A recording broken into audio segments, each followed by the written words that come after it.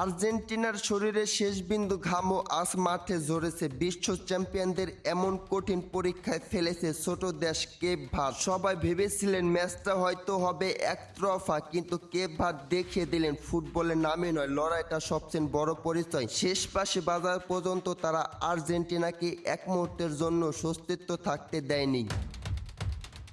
ম্যাচের 29 মিনিটে Lionel Messi দুর্দান্ত ফিনিশিংয়ে আর্জেন্টিনাকে 1-0 গোলে এগিয়ে দেন। তখন মনে হচ্ছিল ম্যাচটা হয়তো সহজে জিতে যাবে আর্জেন্টিনা, কিন্তু এরপর বদলে যায় পুরো গল্প। 59 মিনিটে ডি দুয়ার্তে গোল করে কেপ ভার্দকে ম্যাচে ফিরিয়ে আনে। ছোট দল হলেও তারা একটুও ভয় পায়নি, বরং আর্জেন্টিনাকে চাপে ফেলে দেয়।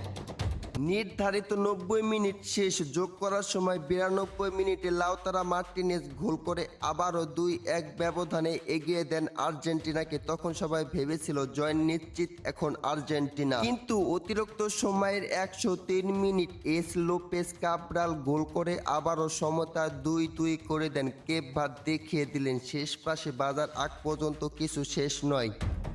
111 মিনিট ফুটবলের সবচেয়ে নিষ্ঠুর মুহূর্ত। কেপ ভার্দের ডিফেন্ডার ডিনি, যে কিনা পুরো ম্যাচ জুড়ে নিজের সর্বোচ্চটা দিয়ে চেষ্টা করে গোল সেভ করেছেন। 140 মিনিটের খেলা শেষ, অর্থাৎ আর্জেন্টিনা তখন 3-2 গোলে জিতলেও তাদের উল্লাস ছিল শান্ত, কারণ তারা জানতো এই জয় এসেছে খুবই কঠিন লড়াইয়ের পর।